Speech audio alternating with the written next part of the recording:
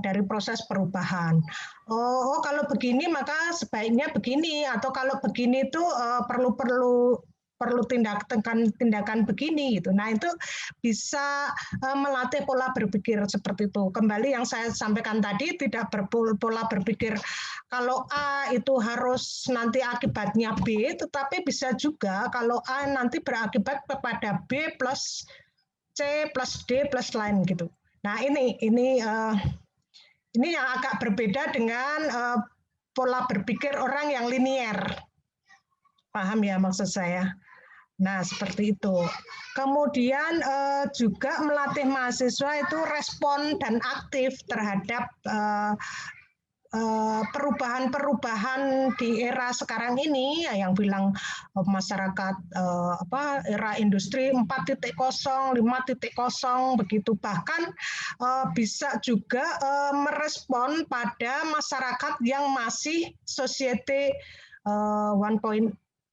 Jadi pada kenyataannya di masyarakat Indonesia itu sangat beragam, mulai dari bahkan pra society 1.0 jadi pra industri, seperti bagaimana kita lihat di masyarakat suku-suku pedalaman begitu ya, yang betul-betul peradabannya itu masih peradaban sebelum industri, sampai yang di Jakarta yang sangat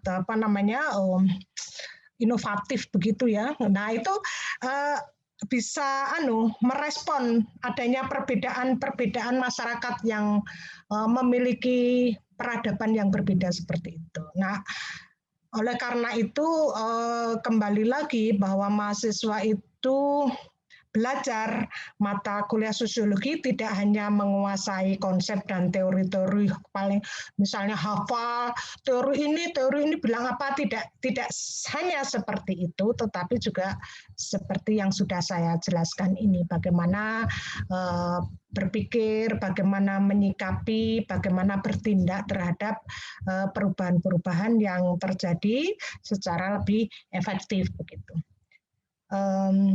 Oke. Terlalu lama nggak saya ngomong nih? Saya ada yang ngantuk tuh. Dengerin aja ya, kalau ngantuk nggak dosa loh ya. Nggak apa-apa. Nah, ini tim pengajarnya sangat banyak karena wajib tadi. Nah, saya namanya ada di nomor 1. Bukan berarti prestasi nomor 1 ya, itu karena urut abjad saja. Sama halnya dengan nasib Anda kan, di absensi di sekolah, kalau di sekarang enggak ya. Kalau hurufnya A ya pasti di atas. Jadi cukup banyak, ini ada 26 orang plus asisten. Tentang jadwal ya sudah pasti hari ini, setiap hari Senin. Kemudian, nah bagaimana dengan nilai itu sama dengan yang lainnya, begitu. Kemarin semester 1 kan sudah Anda tahu juga, bahwa A itu jika 80, lebih dan seterusnya Anda tahu ya.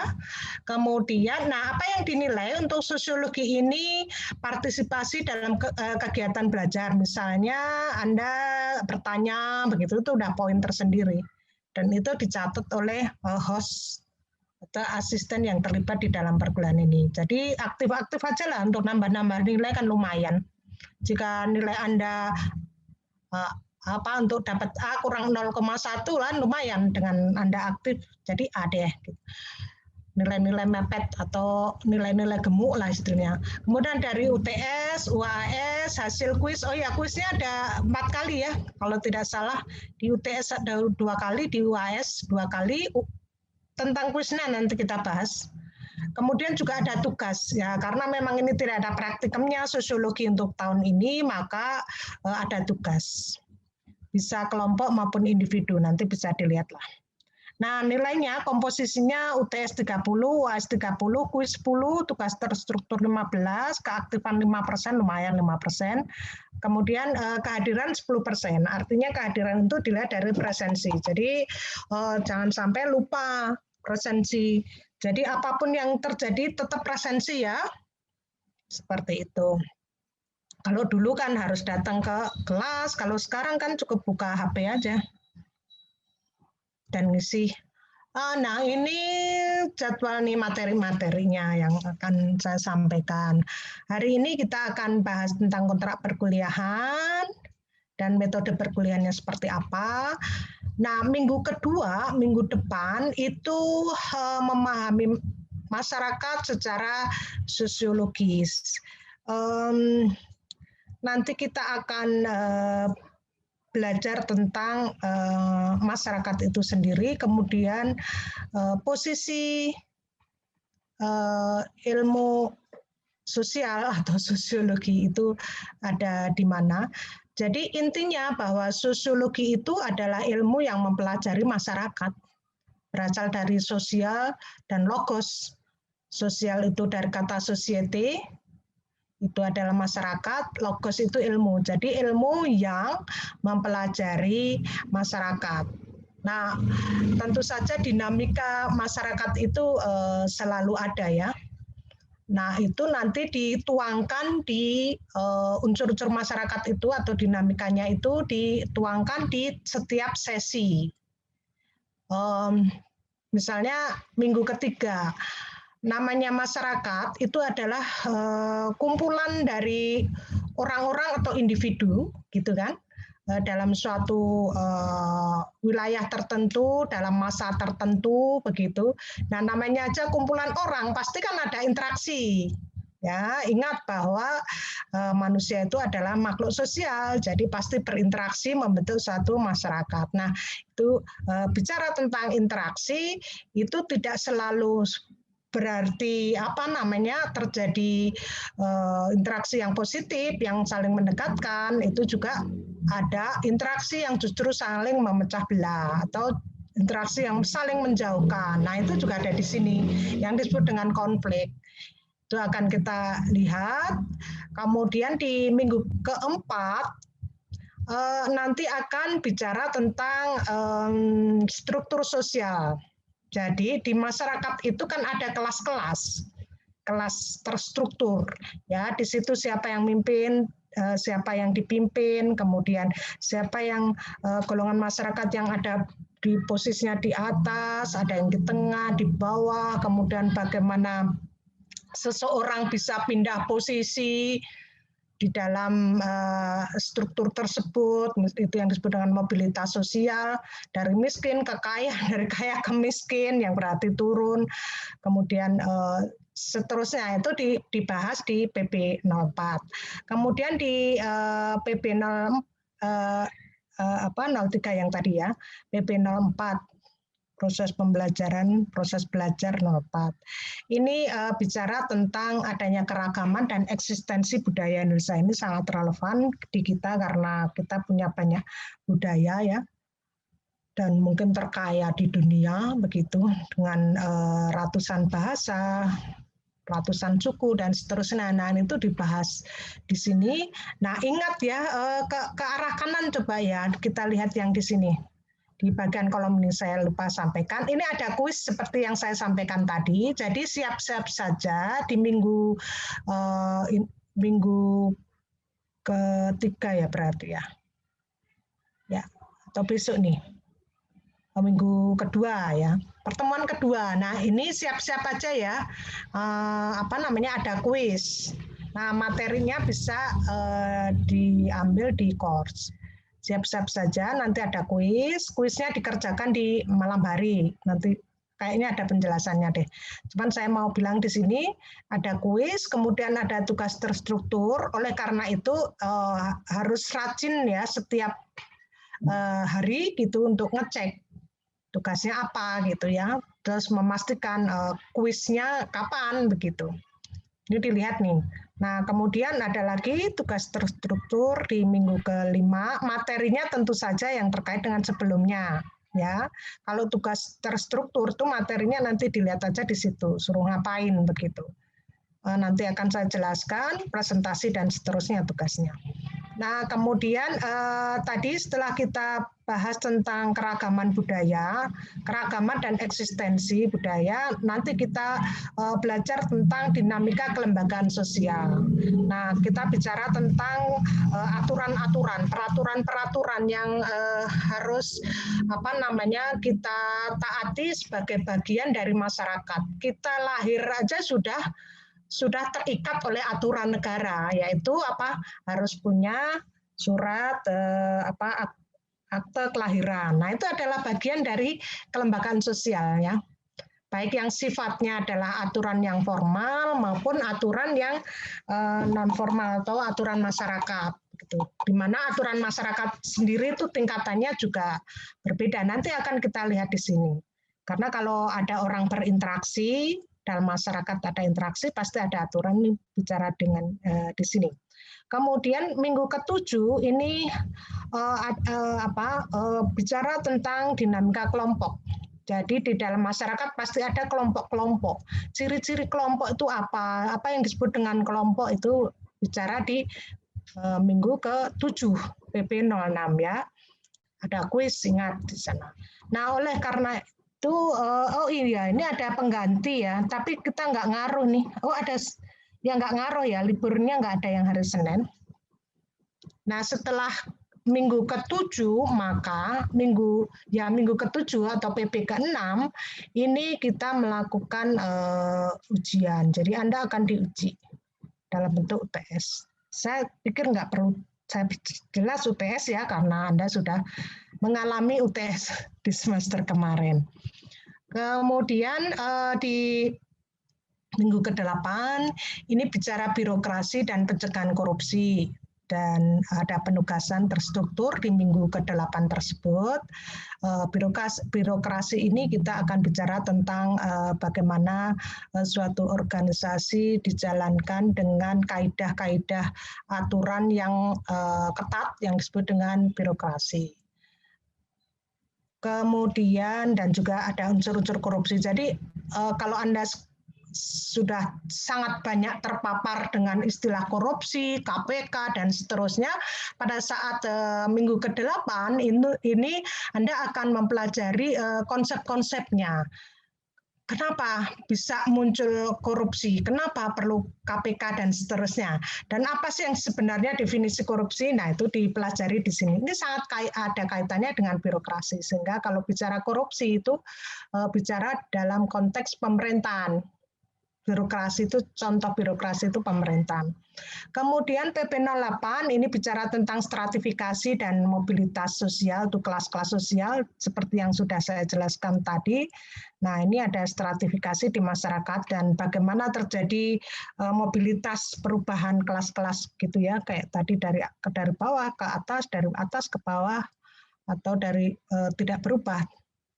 Kemudian berikutnya bicara tentang kekuasaan dan wewenang. Nah, ini ada kaitannya dengan struktur sosial.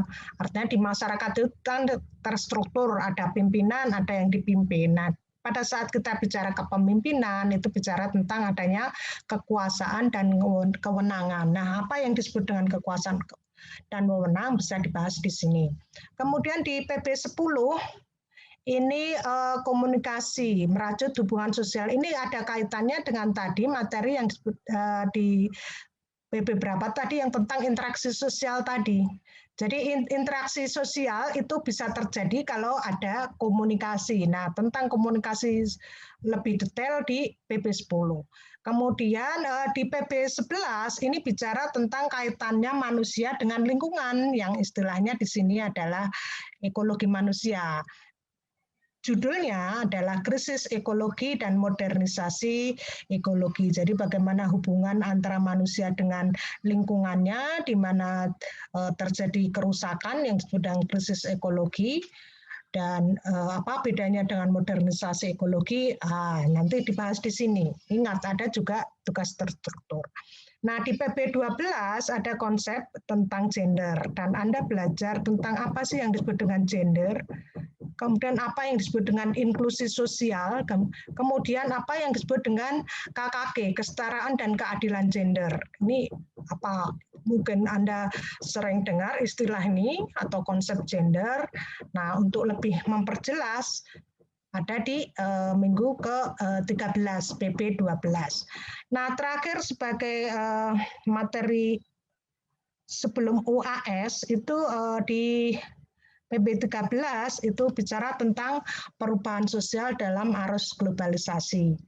Jadi seperti yang kita ketahui bersama, jadi masyarakat itu berubah yang disebabkan oleh banyak faktor, begitu nanti akan kita lihat di situ. Dan ada istilah revolusi dan evolusi. Yang sekarang istilah evolusi kan lagi rame ya, viral ya. Abu Janda itu ya. Nah, itu sebenarnya evolusi itu apa sih? Evolusi sosial itu, nah itu ada nanti dipelajari di PP 13. Oke, terus kemudian ya UAS. UAS itu di bulan Juni, pertengahan sampai akhir Juni. Seperti itu. Kemudian ada perubahan nih, karena kita Senin ya, ternyata Senin 1 Juni ini ada libur, dan penggantinya seperti ini. Seperti itu. Kemudian apalagi yang bisa saya ceritakan? Ya, ini penjelasan yang tadi ya. Jadi saya nggak usah ulang. Sudah saya jelaskan di awal tadi. Kalau ada pertanyaan, ya diperjelas di pertanyaan lah. Oke, nah kita membahas tentang metode pembelajaran. Jadi sosiologi ini diharapkan gitu ya, mahasiswa aktif. Ada istilahnya di sini adalah SCL, Student Learning Center Learning, Student Learning Center. Jadi orientasinya kepada mahasiswa, sehingga ya wajar saja kalau diharapkan mahasiswa aktif begitu mengerjakan tugas-tugas tadi. Nah, ini sebenarnya yang mau diceritakan di PPT ini, perubahan paradigma dalam pembelajaran. Jadi intinya begini, kalau zaman dulu paradigma lama itu mahasiswa atau murid ya, itu hanya sebagai orang yang pasif, dianggap kertas putih saja. Jadi pihak luar atau guru atau dosen itu membentuk atau mengkonstruksi begitu pasif ya, membentuk pola pikir ini dengan cara transfer ilmu saja gitu. Dia lebih, mahasiswa itu lebih pasif saja gitu. Nah, di sini ya belajar hanya sebagai menerima, tidak mahasiswa sebagai mencari begitu. Nah, metodenya apa supaya mahasiswa itu mencari? Ya tidak hanya mendengarkan saat perkuliahan seperti ini, tetapi juga diberi tugas seperti itu. Dengan proses mengajarnya selain ceramah kuliah dan juga tugas mahasiswa berpartisipasi. Itu sih sebenarnya penjelasan ringkasnya. Oke. Nah, ini masih bicara tentang student center learning. Jadi dari paradigma lama itu teaching, mentransfer pengetahuan menjadi learning. Discovery, inquiry itu artinya si mahasiswa yang menggali sendiri begitu. Tidak cukup transfer or knowledge, tapi ada proses penggalian dari si mahasiswa. Nah, ekstrimnya contohnya adalah sekolah lapang ya, kalau kita membandingkan sekolah konvensional dan sekolah lapang. Kalau sekolah konvensional, mungkin banyak dari kalian yang lulusan sekolah konvensional gitu, itu teaching. Tapi kalau sekolah alam itu menggunakan paradigma baru yang disebut dengan learning. Jadi guru tidak langsung memberitahukan misalnya ciri-ciri tanaman di kotil gitu, enggak. Tapi si siswa sendiri langsung belajar dari apa yang dia lihat, apa yang dia amati gitu, tanaman itu dikotil dan monokotil, dan membandingkannya. Nah, itu yang disebut dengan learning. Seperti itu. Memang untuk level perkuliahan ini tidak 100% bisa learning ya, karena kenyataannya saya kan masih di depan kelas ini memberikan PPT seperti ini. Itu teaching. Tetapi memang tidak hitam putih ya melihat sesuatu. Artinya teaching ada dan diupayakan learning juga ada, yaitu pemberian tugas-tugas tadi. Tapi yang contoh yang paling ekstrim learning aja itu ya kayak sekolah lapang. Nah, kenapa tidak seperti itu? Ya, itu terlalu mahal gitu dan terlalu sulit, terlalu membutuhkan sumber daya manusia yang banyak, dosen yang banyak, satu orang satu kan nggak memungkinkan. Jadi seperti itu. Jadi orientasinya paling tidak sudahlah mengarah ke student center learning. Jadi harapannya kalau ada tugas tidak menjadikan beban ya. Oke. Kemudian nah ini tugas-tugas. Jadi saya mau sampaikan tentang tugas yang terstruktur bagian dari SCL tadi, pendekatan SCL. Jadi di sini saya sampaikan bahwa tugas terstruktur adalah tugas kelompok secara berkala, 2 kali di UTS dan 2 kali di UAS yang tadi periodenya ada dicantumkan ya. Kemudian, nah ini ditujukan untuk berlatih memahami teknis ujian via course dan materi perkuliahan serta untuk mengevaluasi kemampuan. Nah itu. Seperti itu.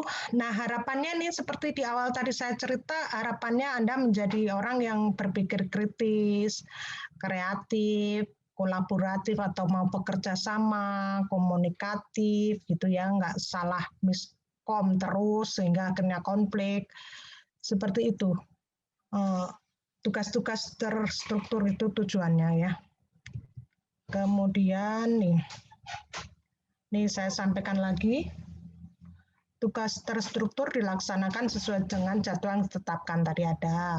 Dikumpulkan dalam bentuk tugas kelompok, pembentukan kelompok sudah ada. Kemudian materi yang ditugaskan sesuai dengan pokok bahasan.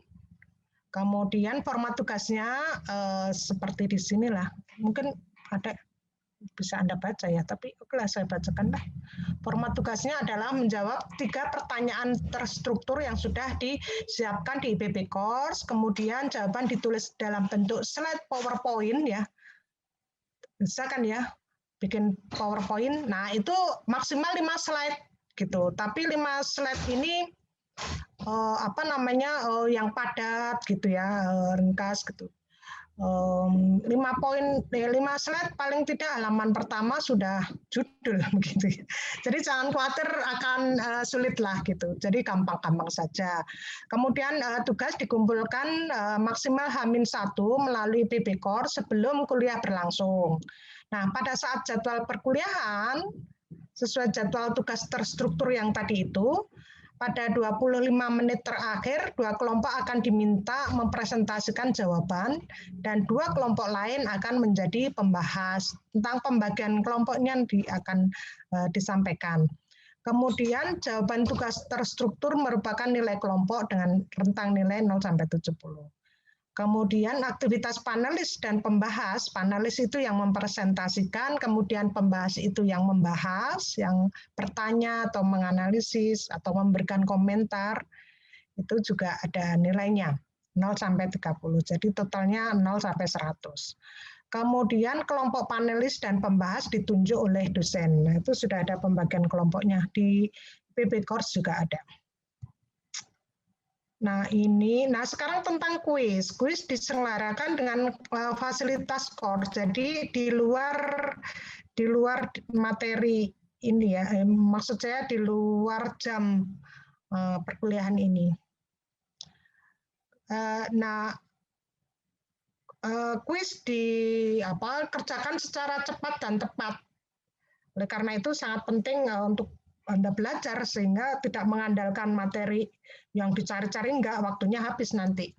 Nah, kuis ini terstruktur, artinya dilaksanakan secara berkala, 2 kali di UTS, 2 kali di UAS, Tujuannya untuk memahami teknis ujian via course dan materi perkuliahan, serta untuk mengevaluasi kemampuan mahasiswa. Jadi ada 3 hal yang disasar dengan adanya kuis. Satu adalah Anda berlatih nanti kalau menjawab UTS dan UAS via course. Kemudian yang kedua adalah Anda bisa memahami teknis materi perkuliahan ini dan yang ketiga mampu mengevaluasi kemampuan mahasiswa. Jadi jikalau misalnya kuis itu semua jelek banget hasilnya, semuanya jelek gitu. Nah, itu sebenarnya adalah evaluasi bagi kami gitu. Apakah materinya terlalu sulit begitu. Dan menjadi bahan perbaikan berikutnya. Kemudian ya materinya itu disusun melalui HOTS itu artinya mulai dari tingkat memahami, kemudian yang pertama itu menghafal ya, kemudian yang kedua memahami, lebih lagi mampu mengaplikasikan, kemudian mampu menganalisis sampai kepada create. Nah, dicampur soal-soalnya itu pada level yang paling rendah, menghafal, memahami sampai yang paling tinggi, mengkreasikan. Kemudian ya untuk membantu Anda meningkatkan daya kritis lah. Seperti ini. Nah, kuis ini tadi sudah 4 kali dalam 1 semester. Apalagi ya yang belum dijelaskan. Jadi kuisnya itu materinya berdasarkan materi yang sudah disampaikan begitu.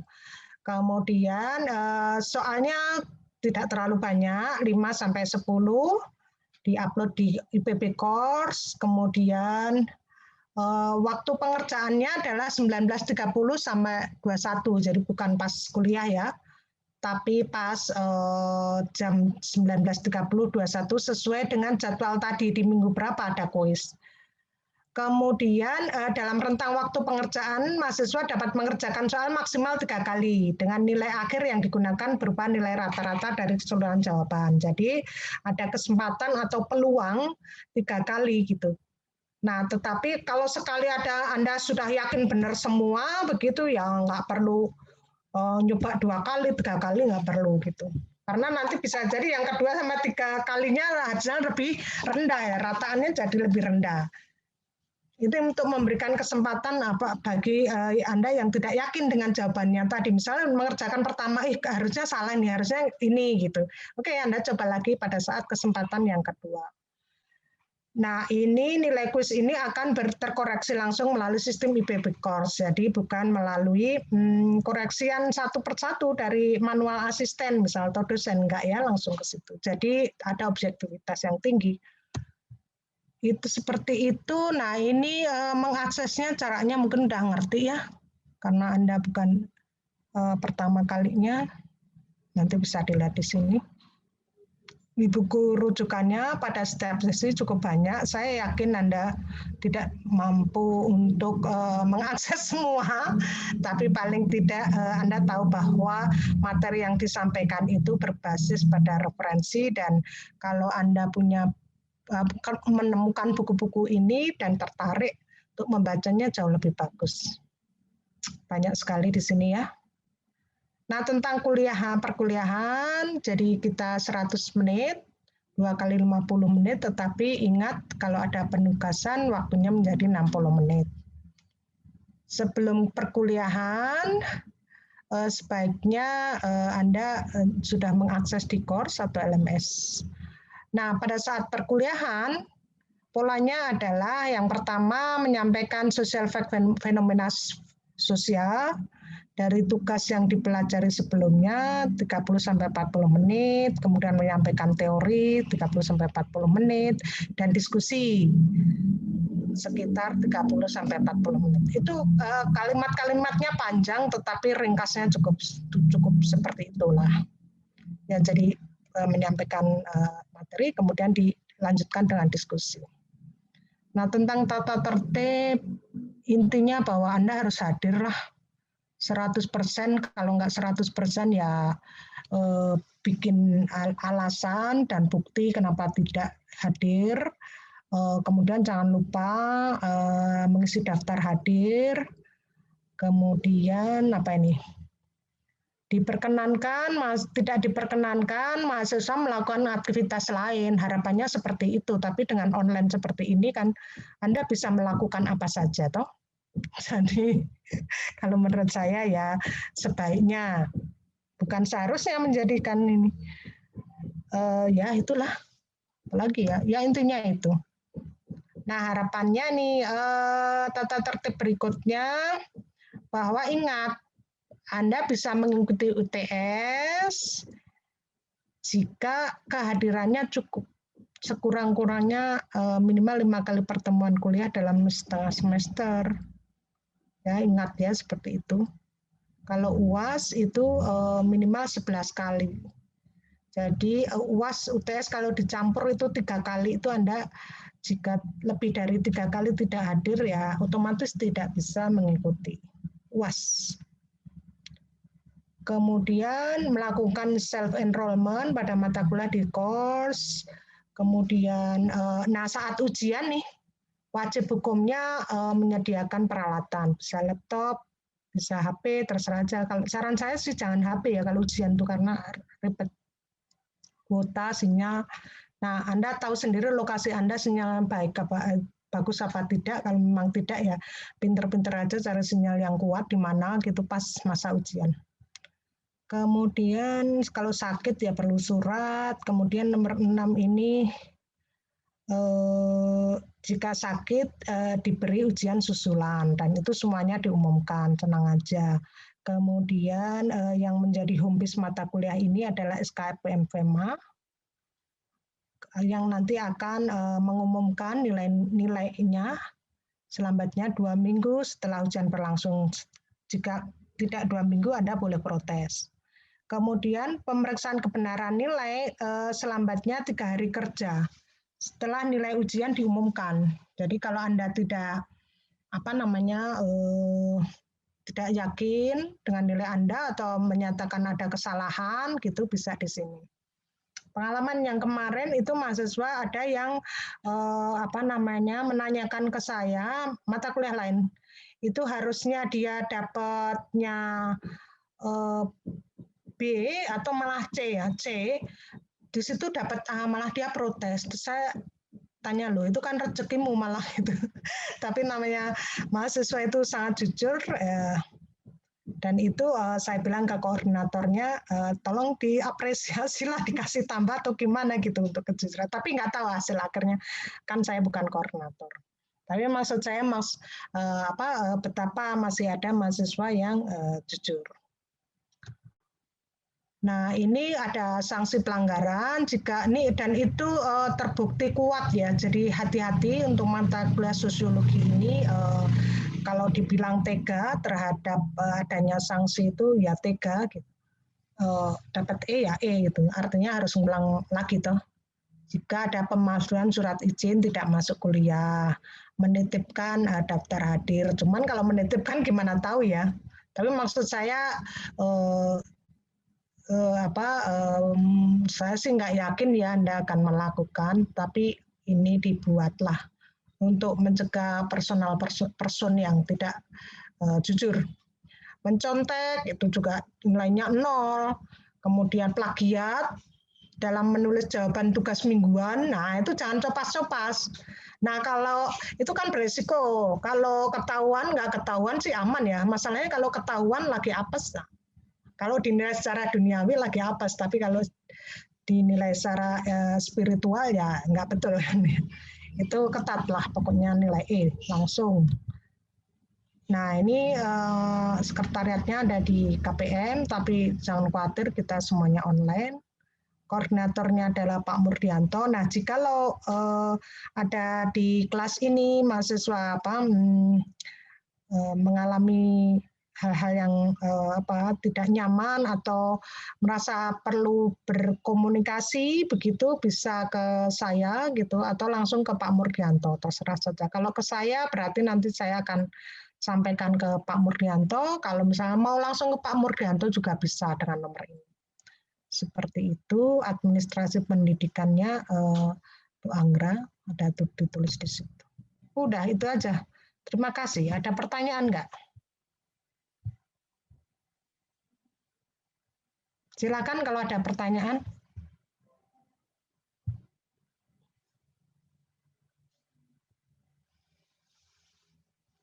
Sudah cukup jelas atau tidak jelas ya? Saya Bu izin Cukup bertanya. jelas. Oke, sok mangga. Izin bertanya mengenai kuis Bu. Jadi kan kuis itu kan ada di awal,